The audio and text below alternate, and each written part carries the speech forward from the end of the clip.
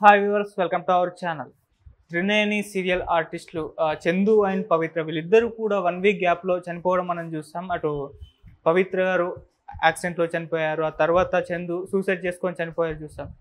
అయితే ఆ తర్వాత వీళ్ళకి సంబంధించి ఎన్నో కీలక విషయాలు బయటపడడం చూస్తున్నాం. వీళ్ళ రిలేషన్షిప్ గురించి కానివ్వండి, లేకుంటే వీళ్ళు చనిపోయిన విధానం గురించి కానివ్వండి, ఇటువంటి వాటి సోషల్ మీడియాలో చాలా డిస్కస్ చేస్తున్నారు. అసలు ఏం జరిగింది, వీళ్ళకి సంబంధించిన ఇన్ఫర్మేషన్ ఏంటి? సో ఇదే అంశం మీద డిస్కస్ చేయడానికి ప్రజెంట్ మనతో పాటు సీనియర్ జర్నలిస్ట్ జయదేవ్ గారు వారితో డిస్కస్ చేద్దాం. సార్ నమస్కారం. నమస్తే.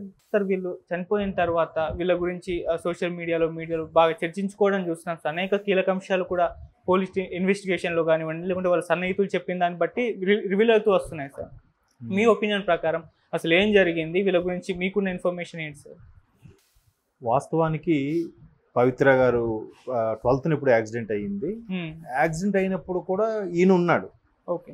చంద్రకాంత్ కూడా ఉన్నారంట. అసలు ఆయన ఉన్నారంట, వాళ్ళ అక్క బిడ్డ కూడా ఉన్నారంట, డ్రైవర్, నలుగురు ఉన్నారు. కానీ వాళ్ళెవరికి ఏం గాయాలు కాలేదు. ఈవిడ మాత్రం తలకు తగిలేసింది. అండ్ మోర్ ఓవర్ బాగా షాక్ గురయ్యి ఎక్కువగా భయభ్రాంతులు లోనవడం వల్ల చనిపోయింది అని అంటున్నారు. మొత్తం మీద షీ వాజ్ నో మోర్. అయితే అక్కడ సరిగ్గా వారం కూడా కాదు, 5 రోజులే, 12 అది జరిగింది. 17th నైట్ ఈయన సూసైడ్ చేసుకున్నాడు, లాస్ట్ ఫ్రైడే అనుకుంటా. సో అట్లా చనిపోయిన తర్వాత ఏంటి అంటే రకరకాల కారణాలు ఏంటి వినిపించాయంటే, వాస్తవానికి ఆ సన్నిహితులు కానీ మిత్రులు కానీ అక్కడ దగ్గర వాళ్ళతో ఆయన సన్నిహితంగా మెల్లిన వారు అందరూ చెప్పేది ఏంటంటే, ఆవిడతో చాలా సన్నిహితంగా ఒక 5-6 ఏళ్ళ నుంచి లివింగ్ టుగెదర్లో ఉన్నారని, అదొక అంశం. బట్ ఆయన ఏ బలహీన కారణాల వల్ల, లేకపోతే అక్కడ ఆమె నుంచి ఏం పొందాడో, లేదంటే ఆమె నుంచి ఎటువంటి మనశ్శాంతిగా ఫీల్ అయ్యాడో అనేది మనకు తెలియదు. కానీ మొత్తం మీద ఆవిడతో ఉండడం అనేది ఒక వర్గం ఒక యాంగిల్లో చూస్తే కరెక్ట్, ఇంకో యాంగిల్లో చూస్తే కరెక్ట్ కాదు. ఎందుకు కరెక్ట్ కాదు అని అంటే ఇది చాలామంది విశ్లేషకులు తర్వాత తోటి నటీనటులు పంచుకున్న విషయాన్ని నేను చెప్తున్నాను. అతనికి చంద్రకాంత్ గారికి పెళ్ళయింది, భార్య, 2 పిల్లలు. అటువైపు పవిత్ర గారికి కూడా పెళ్ళయింది, ఆవిడికి 2 పిల్లలు. పైగా ఇతని కన్నా ఆవిడ వయసులో కూడా పెద్దది అని కూడా వార్తలు వినిపిస్తాయి. మేబీ లేడీస్ పెద్దగా అనిపిస్తారు కానీ పెద్దగా వయసు ఉండదు వాళ్ళకి. మ్యాక్సిమం 30-40 దాటాక చాలా ఏజ్డ్గా కనిపిస్తారు. ఆ విషయం పక్కన పెడితే, సో మొత్తానికి రిలేషన్స్లో ఒక 5-6 ఏళ్ళ నుంచి ఉన్నారంట. ఇక్కడ భార్య పిల్లలు ఉంటుండగా వీడికి విడాకులు ఇచ్చి ఆవిడతో రిలేషన్స్లో ఉంటే ఓకే, విడాకులు ఇవ్వలేదు, ఆవిడతో రిలేషన్స్ ఉన్నారు. ఎలా ఉంటుంది? మేబీ ఈవిడికి తెలిస్తే ఈవిడ ఇష్యూ చేసి ఉండొచ్చు, ఈవిడ సంబంధించిన ఇష్యూ చేసి ఉండొచ్చు, లేదంటే పిల్లలకి అట్లా భార్య పిల్లలకి వదిలేయడం ఎంతవరకు కరెక్టు? ఇక్కడ వీళ్ళు చూసుకుంటూ అక్కడ రిలేషన్ మెయింటైన్ చేసిన ఒక విషయం, లేదా వీళ్ళతో పూర్తిగా తెగదెంపులు చేసుకొని విడాకులు తీసేసుకొని ఆవిడతో రిలేషన్లు మెయింటైన్ చేస్తే ఒక విషయం. రకరకాల కానీ వార్తలు వినిపిస్తున్నాయి. అంటే ఇక్కడ మనకు వాస్తవానికి చనిపోయిన వాళ్ళ గురించి మాట్లాడుకోవడం సభ్యత కాదు అనేది చిన్నది ఎక్కడో ఆపుతుంటుంది. అది కరెక్టే, మాట్లాడే వాళ్ళకి వాళ్ళు విద్యుత్గా వదిలేయాలి. కానీ బతుకున్నప్పుడు అక్కడ నచ్చినట్టుగా బిహేవ్ చేసి మా ఇష్టం, మేము ఇలాగే బతుకుతాం, మమ్మల్ని ఎవడేమనుకుంటాడు అనుకున్న వాళ్ళు ఉన్నారు. కానీ అందరి దృష్టి ఉన్నప్పుడు, ఒక సెలబ్రిటీ స్థాయిలో ఉన్నప్పుడు చాలా జాగ్రత్తగా మసులుకోవాల్సినది అవసరం. ఎస్పెషల్లీ ఇండస్ట్రీలో ఆర్టిస్టులకి చాలామందికి కూడా.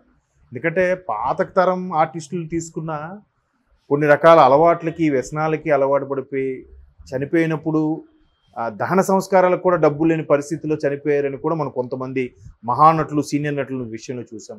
ఇంకొంతమంది వ్యసనాలకు అలవాటు పడి ఇబ్బంది పడ్డారని చూసాం. బళ్ళు వాడలు అవుతాయి, రకరకాలుగా కూడా చూసాం. సో వీరన్ని దృష్ట్యా చాలా జాగ్రత్తగా మనం ఎయిమ్ ఏంటి, మన గోల్ ఏంటి, ఆర్టిస్ట్గా స్థిరపడాలనుకున్నాం. ఆర్టిస్ట్గా అయిన తర్వాత ఎవరికైనా అల్టిమేట్గా డబ్బే కదండి. ముందు నేము ఫేమ్ అనుకుంటారు, తర్వాత వృత్తి నేమ్తో ఏం చేసుకుంటాడు? డబ్బు కోసం, డబ్బు కావాలి కదా. సో దానికోసం ఎవరైనా తాపత్రయపడతారు, దాంతో కుటుంబాన్ని ఒక స్థాయిని వృద్ధిలో తీసుకురావాలనుకుంటారు. అవేవి జరగనప్పుడు ఇట్లాంటి మధ్యలో ట్రాక్ మారుతున్నప్పుడు కొన్ని రకాల ఇబ్బందులు ఎదురవుతుంటాయి. ఇప్పుడు ఎంత ఇబ్బందులు అంటే దీనికి ఎగ్జాంపుల్గా మనం పవన్ కళ్యాణ్ గారిని కూడా తీసుకోవచ్చు. పవన్ కళ్యాణ్ గారిని అసలు ఆయన సమస్య ఏంటో, మొదటి భార్య అంటారు కానీ అవి పెద్దగా అది ఉత్తుత్తిదని నా ఉద్దేశం. రేణుదేశాయ్ గారి విషయంలో ఆ తర్వాత అయ్యారు, 2 విడిపోయారు. ఆయన ఈవిడ గురించి ఎక్కడ మాట్లాడలేదు, ఈవిడ ఆయన గురించి ఎక్కడ మాట్లాడలేదు. గౌరవంగా విడిపోయారు. అయిపోయిన తర్వాత ఆయన ఇంకో పెళ్లి చేసుకున్నాడు. అది పద్ధతి. అయినప్పటికీ ఆయన రాజకీయాల్లో ఉన్నప్పటికీ, ఒక సెలబ్రిటీ స్థాయిలో ఉన్నప్పటికీ విమర్శకులు కానీ ప్రత్యర్థులు కానీ దారుణంగా విమర్శిస్తున్నారు కదా ఇప్పటికి కూడా. ఆయన ఒక పని గురించి అడుగుతుంటే 3 పెళ్లిళ్ళు చేసుకున్నావు, నీకు సమాధానం చెప్పేదేంటి, ఇట్లా మాట్లాడుతున్నారు కదా. మరి అంత గౌరవంగా పద్ధతిగా విడిపోయిన అతనికే అన్ని మాటలు పడితే ఇంకా చిన్న వాళ్ళని ఎందుకు వదులుతారు? మీడియా ఎందుకు వదులుతుంది? సోషల్ మీడియా ఎందుకు వదులుతుంది? జనాలు నరవలేని నాలుక ఏదో ఒకటి అంటూనే ఉంటుంది కదా. ఇప్పుడు ఆ పక్క ఆవిడ పెళ్ళయ్యి పిల్లలుండి కూడా మళ్ళీ ఈవిడితో మెయింటైన్ చేయడం, ఆవిడ కూడా ముందు పెళ్ళయ్యి పిల్లలుండి మళ్ళీ ఆవిడ ఈయనతో మెయింటైన్ చేయడం చూసే వాళ్ళకి ఎలా ఉంటుంది? దేని కొరకు? మొన్న కూడా ఒక ఇట్లాగ సోషల్ మీడియాలో ఒక పెద్ద ఆవిడ దీని గురించి అనలైజ్ చేస్తూ చాలా దారుణంగా కూడా విమర్శించింది. ఆవిడ తప్పులే అనిపించింది. అంటే ఒక యాంగిల్లో ఆవిడ విమర్శించే తప్పు లేదేమో అనిపించింది. ఎందుకంటే బాధ్యతగా ఉండి బాధ్యత గల ఆర్టిస్ట్గా ఇప్పుడు అందరూ చూస్తుంటారు, వాళ్ళని చాలామంది ఇన్స్పైర్గా కూడా తీసుకుంటారు. అందులో సీరియల్ ఆర్టిస్టులు అంటే ప్రతి ఒక్కరు కూడా తన ఇంటి మెంబర్గా ఓన్ చేసుకుంటారు కదా. ఇంట్లో ఇవాళ రేపు సీరియల్స్ ఆడవాళ్ళు, ఏజ్డ్ వాళ్ళు చాలామంది ఎక్కువగా చూస్తుంటారు. లేదంటే ఈ జెంట్స్లో కూడా చాలామంది వర్క్ ఫ్రమ్ హోమ్ చేసే వాళ్ళు ఉన్నారు, నేను చూశాను. ఆ సీరియల్ గురించి సరదాగా మాట్లాడుకుంటాడు, ఇవాళ ఏమైంది, నేను మిస్ అయ్యాను కదా, ఇవాళ ఆన్ కాల్ వచ్చింది, కాల్లో ఉండిపోయి నేను చూసుకోలేదు, ఏమైందని. నేను అడిగాను, ఎరా నువ్వు కూడా చూస్తావా అని, మా ఫ్రెండ్ ఒకరిని. తప్పేముంది, నాకు అది నచ్చుతుంది చూస్తున్నాను, అన్నీ చూడను, కొన్నే చూస్తాను. అట్లా అంత ఫేము ఓన్ చేసుకుంటారు ఆడియన్స్ కూడా. అలాంటప్పుడు ఎంత జాగ్రత్తగా ఉండాలి. సో మొత్తం మీద ఇలా రకరకాల వార్తలు వినిపించడం, మేబీ తనకు బాగా సన్నిహితులు అయిన వాళ్ళు గట్టిగా అన్నారేమో, ఏంట్రా ఈ పద్ధతి, నువ్వు ఇలా అయిపోవడం ఏంటి, ఆవిడ చనిపోయింది అయిపోయింది, ఇప్పటికైనా నీ భార్య పిల్లల్ని చూసుకొని చెప్పుంటాడు ఒకడు.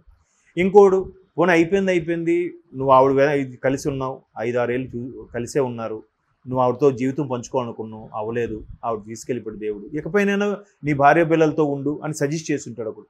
మన మంచి కోరేవాడు మనకి ముఖం మీదే చెప్తాడు, నువ్వు ఇలా ఉండడం కరెక్ట్ కాదురా అదని. మనం పోయినా పర్వాలేదు అనుకున్నవాడు, అన్నా నువ్వు ఏది చేస్తే అదే కరెక్ట్ అన్నా, నువ్వు సూపర్ అన్న అంటాడు. ఏది వాడు పోసే 2 పెగ్గలకు కక్కుర్దిపడి. సో ఎప్పుడైతే మన ముఖం మీద మనలో ఉన్న చెడుని చెప్తాడో వాడే మన అసలైన ఫ్రెండ్.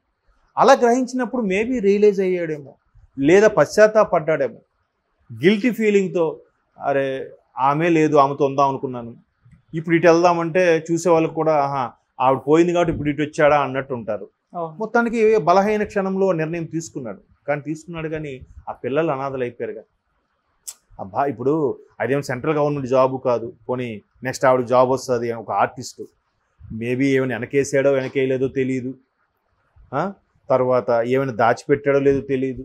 ఆర్టిస్టులో ఇది ఒక ప్రాబ్లం ఉంది కదా, ఎప్పుడు ఎలా ఉంటాయో తెలియదు, ఏది ఎన్నాళ్ళు ఫేమ్ ఉంటుందో తెలియదు. ఇప్పుడు ఆవిడ రోడ్డును పడే పరిస్థితి ఏంటి? ఆయన ప్రొఫెషనల్గా ఇంకేమైనా ఉంటే పర్వాలేదు. సో ఇన్ని రకాల విమర్శలు, ఇన్ని రకాల వాదనలు వినిపిస్తున్నాయి ఒక మనిషి చనిపోయాక. అది కొంచెం బాధాకరంగా అనిపిస్తుంది. బట్ తోటి ఆర్టిస్టులు మాత్రం డిసైడ్ అయ్యారంట, దీని గురించి ఎక్కడ ఏమీ మాట్లాడకూడదు, మాట్లాడితే పోయినోడి ప్రాణం తిరిగి రాదు, మరికొద్దిగా వాడిని చనిపోయాక వాడి వ్యక్తిత్వాన్ని హననం చేసే రైట్ మనకు లేదు, ఎందుకులే అనే ఉద్దేశంతో ఎక్కడికక్కడ సైలెంట్ అయిపోయారు. ఎస్పెషల్లీ త్రినేని టీం మాత్రం సైలెంట్గా ఉంటే బెటర్ అని చెప్పి అందరికి సజెస్ట్ చేసిందంట. ఒక విధంగా అది మంచిదే, ఎందుకంటే ఇవాళ రేపు ఏం మాట్లాడి తిట్టిపోతుందో తెలియదు. మొత్తం మీద వాళ్ళిద్దరు ఆత్మకి శాంతి చేకూరాలని కోరుకోవడం తప్ప మనం ఏం చేయలేం.